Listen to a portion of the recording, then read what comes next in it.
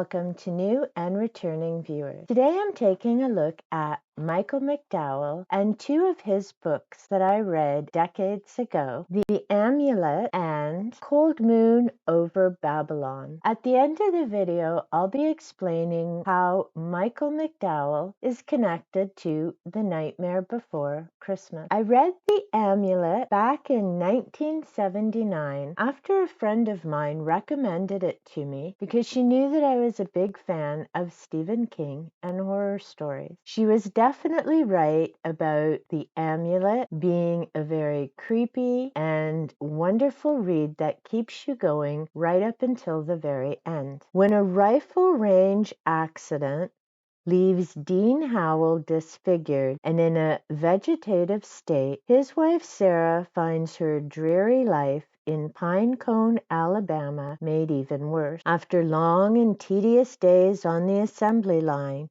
she returns home to care for her corpse-like husband while enduring her loathsome and hateful mother-in-law, Jo. Jo blames the entire town for her son's mishap, and when she gives a strange piece of jewelry to the man she believes most responsible, a series of gruesome deaths are set in motion. Sarah thinks the amulet has something to do with the rising body count, but no one will listen to her. As the inexplicable murders continue, Sarah and her friend Becca Blair have no choice but to track down the amulet themselves before it's too late. The story is definitely creepy, interesting, there's mystery involved, there are questions about where did this amulet come from, is it the cause of the deaths, or is there something else going on? It involves aspects of the paranormal as well as human behavior, the choices that people make, and what would you do if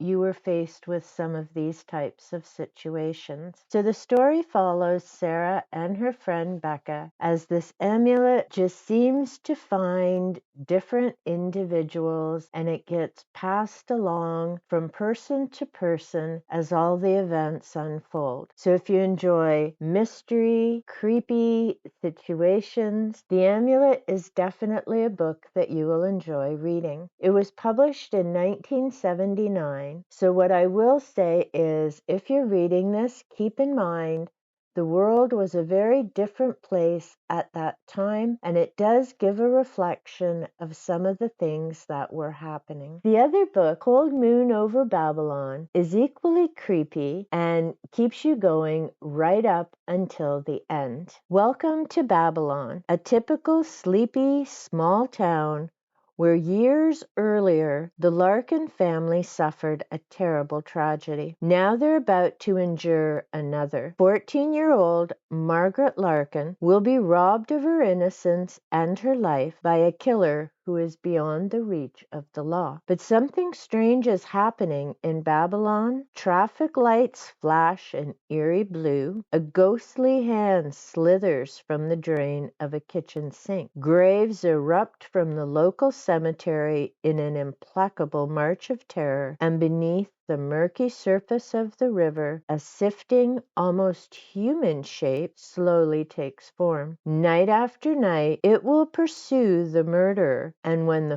full moon rises over Babylon, it will seek a terrible vengeance. The story follows the Larkin family, who are blueberry farmers, and it relates to a wealthy family who wants their land and the lengths that those people will go to get what they want, believing that they are above the law. The story is very complex but interesting. It involves two brothers and what happens when one is constantly demeaning and manipulating the other. It involves parents and what happens when they're not paying attention to the behavior of their children or dealing with the issues that their children have and constantly making excuses but not actually dealing with the situation. We also see the difference between what happens when the wealthy are involved and the working class. That hasn't changed from 1980 when this particular book was published, or sadly into 2023,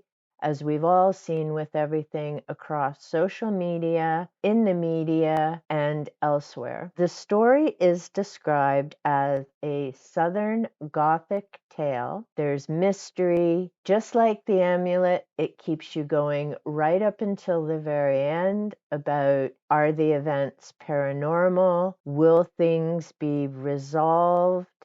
How is this all going to play out? I very much enjoy Michael McDowell's writing. He develops his characters. As you can see, neither book is very thick, but they're a wonderful read, and the characters and the situations keep you going, and it really makes you just stop and think, what would you do if you were faced with some of these situations? A third book that I want to mention, because it brings up a couple of points, is Blackwater, also by Michael McDowell. And that was a 6-volume series, which I read in 1983. So I very much enjoyed Michael McDowell's works, and I read them as they came out. Unfortunately, my library only had 4 of the 6 volumes. So I've never read the end of the series. And because it was in the early 1980s and we're now at 2023, all I remember about that series is that it involved 2 sisters, and again, choices and a different time period, how different events unfolded there. So I really do need to try and find that book again. I'm mentioning that because quite often I will say, before you try out a book, a new topic, or a new author, check out your public library to give it a test run and see if it's something that may be of interest to you. In the case of Blackwater, it reminded me also, if it's a series, check to see if your library actually has all of the series. Something that I learned last year when I was reading The Hunger Games, my library has 2 of the books as audibles, and the third is a CD, which means I'll have to go to the library to pick it up. I also ran into that situation with the Vampire Chronicles, a 13-volume series, and unfortunately, they're missing one of the volumes throughout the series. It's a little bit frustrating, and I'm not quite sure why they wouldn't have the whole series of books. But then there are other things happening that I don't understand either, as when I looked up Michael McDowell, the only book that my library has of his books is The Elementals, so I'll have to check for that. As you can see here, Michael McDowell has written a number of novels. He's written several under a pseudonym, much as Stephen King did, and he's also written for screenplays. Here is the answer to how does Michael McDowell connect with The Nightmare Before Christmas? He wrote the screenplay for that in 1993. So at least I'll have one possible answer to the Trivial Pursuit questions. And I'm looking forward to that live stream on Friday at 2 p.m. Eastern Standard Time, where we'll be playing the Trivial Pursuit The Nightmare Before Christmas game. On the back of